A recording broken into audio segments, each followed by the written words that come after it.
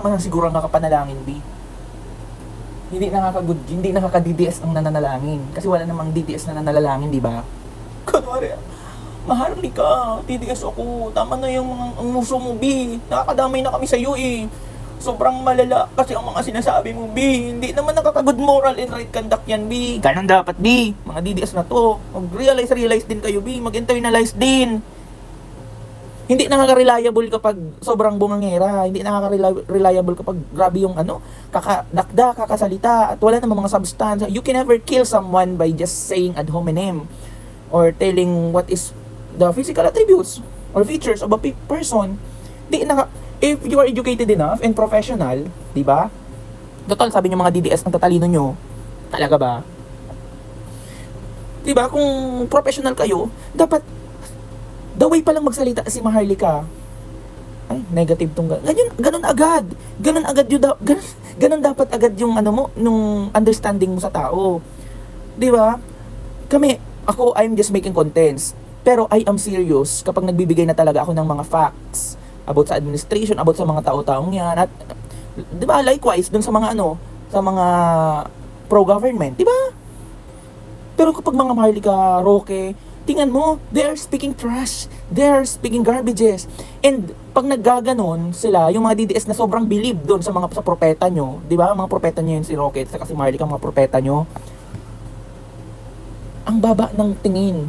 Parang nakakababa masyado ng credibility. Di ba? Kasi, you are worshiping mga ganyan magsalita ng mga basura. Honestly. Ulit. Pero yun yung katotohanan, B. Doon dapat. Tingnan mo, si Maharlika gigil siya una kay Antoneta Berna. Diba? Dati yan. Anyway, sila lang naman ng mga nagpupuksaan because they know each other. So magkaiba na silang ngayon side. Oh, pakinggan niyo ang mga ito yung propeta nyo, ha. This is how your propeta, di ba, speaks. Ito. Trabaho mo yan, ang address ko ay sa Pasig. Tumila ka sa kipay ng may kipay ng bangag na administrasyon para kang aso. Di ba? Okay? Ayan, baka literal mo yan. Dinilaan mo ang kipay, nilunok mo ang suka mo.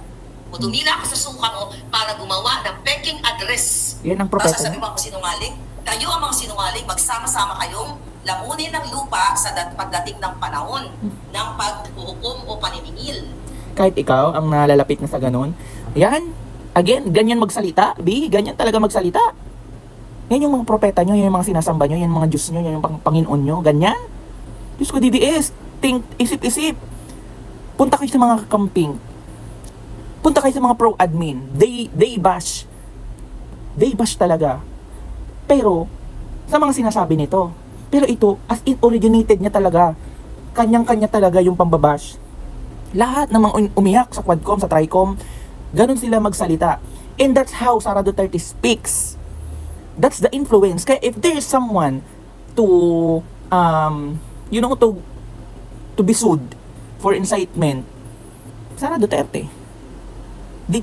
Kasi ang dami nilang na-influence eh. Siguro kung scrutinize pa ng mga lawyers yung batas natin, mayroon talaga silang grounds. Why?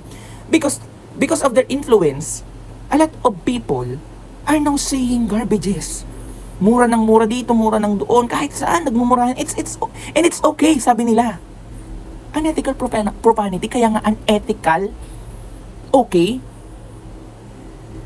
Iba yung expression B, iba yung expression na PI, kumpara dun sa talagang dinedirect mo sa tao. And itong sinasabi nito, na dinidilaan daw yung caps, tapos yung kinakain yung pukes. Yan yung Panginoon nyo. Yan yung propeta nyo. Yan yung sinasamba nyo, mga DDS. And do not tell me na sasabihin nyo, hindi naman sinabi na sinasamba. No! Because you are believer. Halos nga, maghalikan nyo na simula pa hanggang paa ulit. Kasi, asan yung ganda dyan, B? Makapanira to kay Yan, hindi tayo magka-level.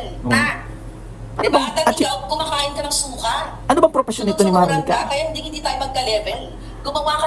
Do you know why I really don't wanna dig deeper about the achievement of Maharlika? The way she speaks, the way she talks, basura na. Regardless of whatever she achieved, ano yan eh, dismissed agad, lahat-lahat. Why? Kasi ganyan siya magsalita, B. Di nakakatao. Wala mang matinong magsalita na ganyan. Actually, meron ditong ano eh, na bibilib na sana ako. Kasi daw siya mag-convey. Alam niyo yung ano, yung kinasuhan ni Garcia about doon sa dapat wag i-connect yung internet, 'di ba? Doon sa mga machine when it comes to online voting, sa mga boto, 'di ba? May point na sana siya, pero yung the way siya magsalita kasi attorney pa siya, mag-convey, sobrang bida-bida yun.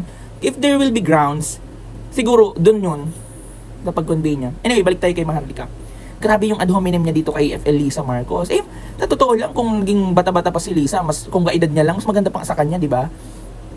Mga imidoro tong ano. Peking address Attorney pa laban yun. sa akin. At sino ang nag-utos sa'yo? Hindi ang bangag administrasyon? Imidoro? Sige nga, magpaliwanag ka. Paano ka nag-file ng case ng 20... makita sa pag connect tayo, yung mga kinasuhan, nandyan ko yung email ko. Mag-email ang gawin. Ngayon, Wait lang. hindi ko lang May nanap ng mga vloggers na, tinatakot ng NBI ang mga ordinaryong citizen, ang ordinaryong mga OFW. Imagine nyo, naturiyan kayo bagong bayani, tapos kakasuhan kayo ng mga buwaka ng ina, pagdating nyo, aarestuhin kayo. Sinabi mismo niya, pagdating ay She's aarestuhin referring to ka agad nila NBI director. sa airport. Imagine mo, hindi ka pa convicted sa kaso mo. Ginawan ka ng kaso, aarestuhin ka na pagdating. Ganyan kabulok ang gobyerno ni Bangag. Hindi naman, B. May Ikaw lang due naman ang process bulok. dapat ang lahat. Pero dahil Kayo talaga yung mga mahilig magsalita ng due process, no? Talaga coming from you, DDS. gusto nila, kasama ito sa Outland Oros nito, patahimikin ang mga kumakampi kay Duterte, ang sumusuporta kay Pastor Kibuloy, ang sumusuporta kay Atty. Vic, o lahat ng mga anti-Bangag. Hindi naman, B. Hindi naman siyang Yan ganyan. mga kababayan. So, Di sana wala nang tigas ng mukha yung mga content creators na magsasalita. It is how you speak lang naman eh. If you are really giving your opinion, then so be it. Wala ka namang dapat ikatakot. But you are actually below the belt. Kapag nagsasalita, yun yung nakakapikon. Yung overwhelming yung balita nyo, yung pagsasalita, pag-i-state nyo ng mga bagay-bagay. Wait, may malupit pa dito eh. tagal ko nang sinabi sa inyo, kaya kailangan na talagang kumilos ninyong lahat na mag-speak up kasi lalo na ngayong eleksyon, alam nila na talagang yung kanilang mga kandidato ay pupunta sa Inodoro. Yan ang kanilang mga kandidato, nag-aalisan na ngayon kanilang Kahit si Bongo lang naman yung nakapasok pa. alyansa ng mga bangag, di ba? Ba't nag-alis ng salamin? Anong maganda dyan? Nila na talagang bulok na bulok at bangag na bangag, iwit ng iwit ang gobyerno ni Siya yung perfect Saranas. example ng walang physical na katangian, pero mahilig lang siya manira ng mga mahira. Di ba? Siya yun. Ni Panos Just Jr. kamarli ka. Di nakakamarli ka yan. Vloggers o baka ordinaryong taga-comment gago, hindi ba totoo yan? At ang sabi pa nila, hahantingin kami, ako na lang, hindi ba totoo? Ha? Buha ka ng inakadjul ka Santiago, hindi ba totoo yan? Grabe oh. Na tinakot-takot mo ako, akala mo na natatakot ako sa'yo, na hahantingin mo ako sa Amerika, sinabi mo yan, hindi mo na yan mababawi dahil Magpaparty tayo. na-transcribe ko na lahat yan, di ba? Dahil doon pa lang, sa dahig, sa